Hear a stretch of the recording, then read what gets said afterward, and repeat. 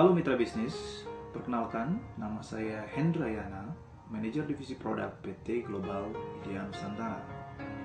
Kali ini saya akan memperkenalkan Anda pada sebuah peluang perencanaan masa depan yang aman, pasti, dan sangat menguntungkan. Hutan tanaman jabon, deposito, dan proteksi masa depan. Tahukah Anda bahwa pohon saat ini sangat berharga? Nah, izinkan saya membawa Anda ke sebuah fakta yang terjadi saat ini di negara kita dan di dunia. Badan Dunia FAO mengestimasikan bahwa sekitar 13 juta hektar hutan alam di seluruh dunia hilang setiap tahunnya. Hutan Borneo yang tadinya begitu lebat saat ini sekian menggundul ya, Bapak Ibu. Bisa kita lihat sejak tahun 1950 hingga 2010 saja hutan ini sudah semakin habis. Sehingga, sebagai langkah untuk menyelamatkan bumi dari perubahan iklim yang berdampak pada global warming, pemanasan bumi, Badan Dunia membentuk sebuah framework yang dinamakan REDD+. Mitra bisnis, sadarkah Anda bahwa saat ini, kian hari suhu bumi kian memanas? Ya, contohnya, saya hidup di daerah Bandung. Di tahun 1990, kalau kita ngobrol waktu zaman sekolahan dulu, itu masih ada asap-asapnya loh. Ya, seperti itu, kayak berasap ya kalau kita berbicara di pagi hari. Tapi saat ini sudah tidak lagi. Bahkan suhu udara Bandung saat ini sama saja dengan suhu udara Jakarta. Sehingga kita sama-sama akui memang ada sebuah perubahan pemanasan suhu bumi. Sehingga ini menjadi concern yang sangat utama bagi dunia. Apa yang dimaksud dengan REDD+? REDD+ adalah singkatan dari Reducing Emission from Deforestation and Forest Degradation in Developing Countries,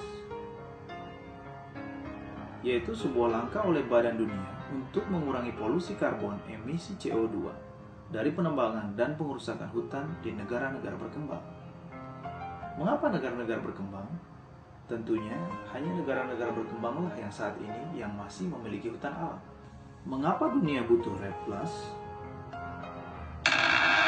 Kerusakan hutan tropis ditambah dengan kegiatan di sektor transportasi menghasilkan emisi di udara yang tak terkendali. Apabila pengerusakan hutan tidak diatasi, maka perubahan iklim bumi yang kian memanas tidak dapat dihindari.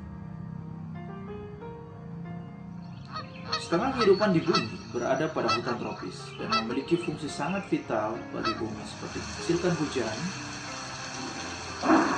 mendinginkan suhu bumi. 1,4 miliar manusia sangat bergantung kehidupan kepada hutan tropis.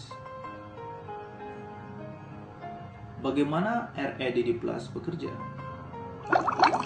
Negara industri maju, selain mengurangi polusinya, melalui REDD+, mereka membayar negara berkembang untuk memelihara hutannya agar tetap lestari.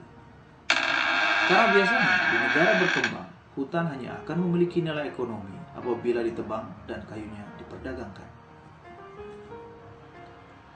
Faktanya, areal sebesar lapangan sepak bola pada hutan tropis hilang setiap 4 detik. Jika tidak diatasi, ini akan terus terjadi untuk memenuhi kebutuhan dunia akan bahan baku kayu, daging sapi, palawija, dan minyak kelapa sawit. Siapa yang disupport REDD+? Negara-negara yang terus menurunkan emisi dari pengerusakan hutan, plus negara yang mengembangkan untuk memperluas area hutan dan memelihara melestarikan hutan mereka secara konsisten.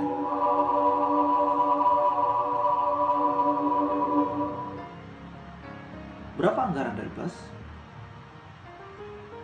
Untuk menekan pengerusakan hutan hingga 50% pada tahun 2020, REDD+ menganggarkan finansial sebesar 38 miliar US dollar. Wow, suku angka yang sangat besar bukan? Apa respon pemerintah Republik Indonesia akan hal ini? Silakan simak video pidato Presiden berikut ini. In 2010, we signed a letter of intent with the government of Norway to cut emission by reducing deforestation and forest degradation. This is known as REDD+, a concept that was launched in Bali in 2007. In May this year, I instituted a 2-year moratorium on new licenses to exploit natural primary forests and all peatlands. About 2 weeks ago, I signed a decree outlining more than 70 self-funded government programs.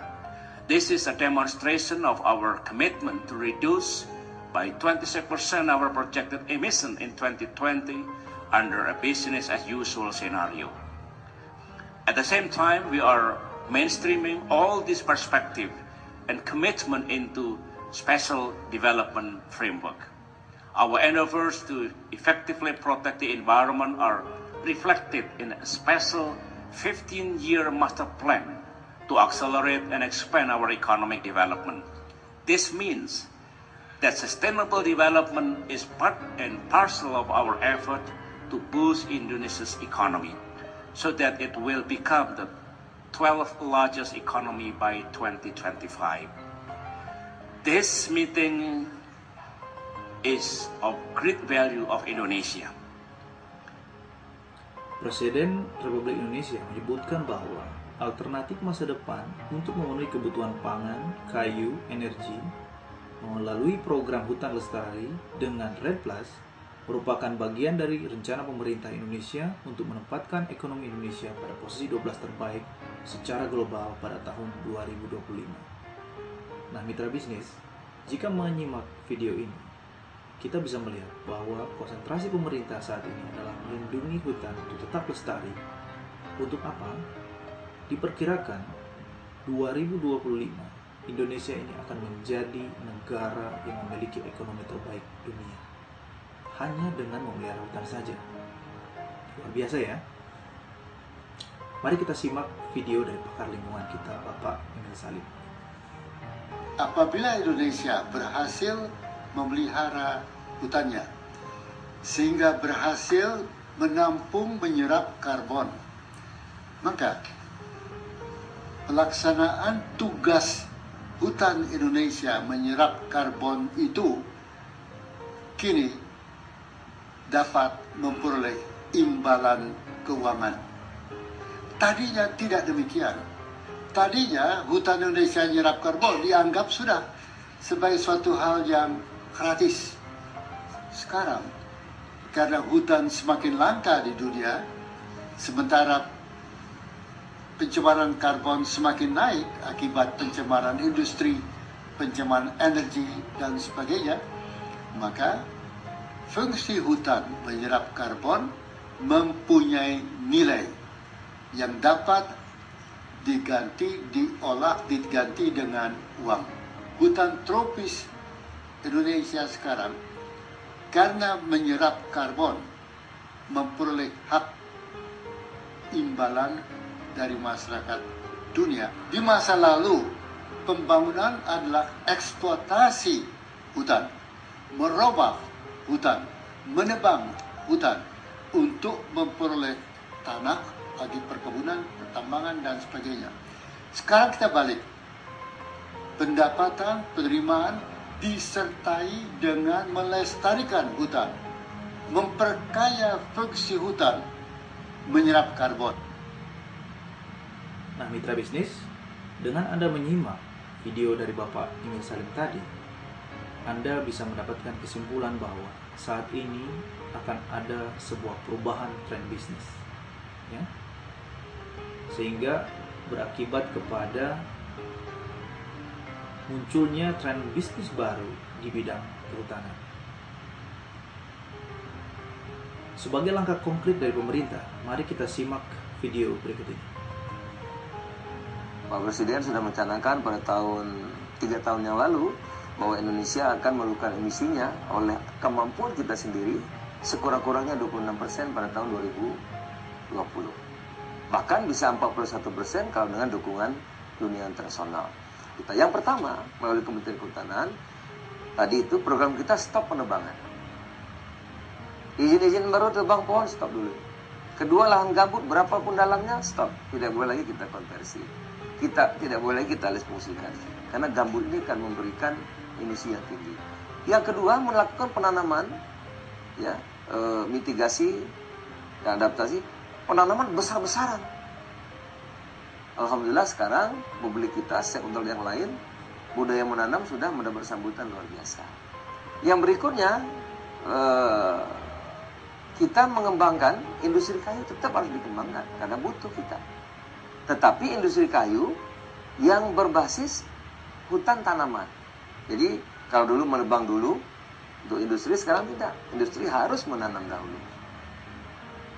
Nah, Menteri Kehutanan menyatakan bahwa pemerintah sejalan dengan REDD+ dengan menghentikan semua jenis penebangan hutan, tidak lagi memberikan izin hak pengolahan hutan atau HPH, memperbaiki hutan dengan melakukan penanaman kembali dalam skala nasional dan dalam jumlah yang sangat besar, dan menggalakkan hutan tanaman untuk mensuplai industri, yaitu tanam dulu baru tebang.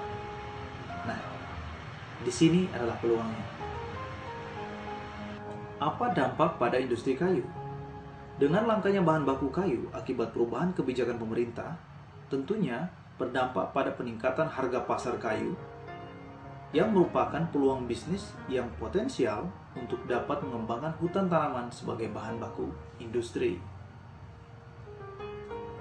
Faktanya, kebutuhan bahan baku industri kayu setiap tahun saat ini mencapai 72 juta meter kubik.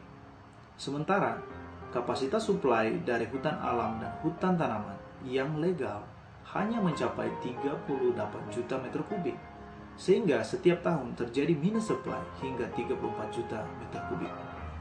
Nah, mitra bisnis, kalau kita melihat hal ini, berarti bisnis ini sangat potensi.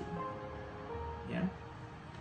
Fakta yang berikutnya adalah dari sebuah hasil survei melansir bahwa 5 kabupaten di Jawa Barat, industri perkayuan yang ada hanya mampu memenuhi 15,60% kapasitas produksinya diakibatkan kekurangan bahan baku kayu. Nah, sehingga Global Media Nusantara melihat ini sebagai sebuah peluang untuk mengembangkan hutan tanaman. Hutan tanaman memiliki potensi bisnis yang sangat besar di masa kini dan di masa yang akan datang. Namun tidak semua orang merasa yakin memiliki kemampuan untuk menjadi seorang pengusaha di bidang hutan dan perkebunan karena memiliki tantangan dan risiko. Tantangan dan risiko dalam berinvestasi menanam pohon. Proses legalitas lahan memerlukan ketelitian dan keahlian di bidang hukum dan pertanahan untuk menemukan lahan yang legal dan tidak bermasalah. Pemilihan lahan yang ideal membutuhkan keahlian dan pengalaman dalam mengukur kesuburan tanah dan ekosistem. Karena salah memilih lahan berakibat pada target pertumbuhan pohon. Penanaman dibutuhkan cara khusus dan pengalaman dalam memperlakukan tanaman pohon, karena salah perlakuan berakibat pada pertumbuhan. Pemeliharaan untuk mencapai hasil yang maksimal diperlukan intensitas kerja yang intensif, sehingga membutuhkan permodalan dan manajemen kerja yang terkontrol. Manajemen sosial, hal yang paling sangat menentukan keberhasilan adalah mampu bersosialisasi dan bekerja sama dengan masyarakat setempat.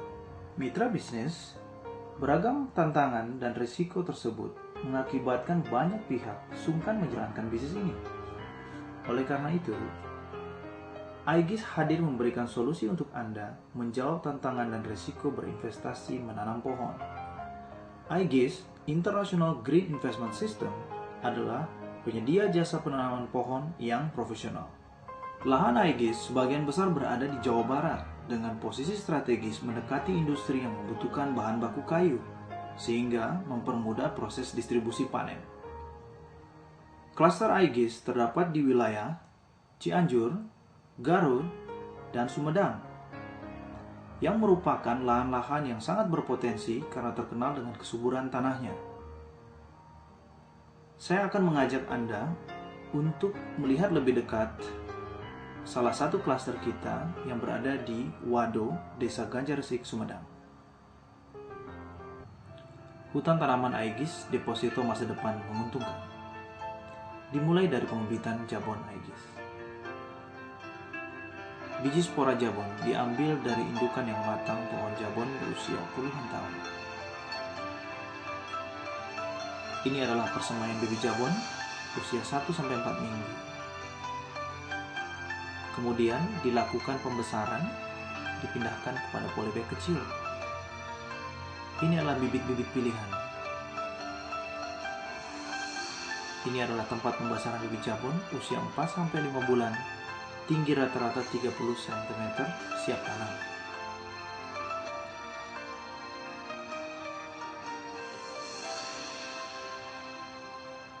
Pengadaan lahan dan standarisasi lahan.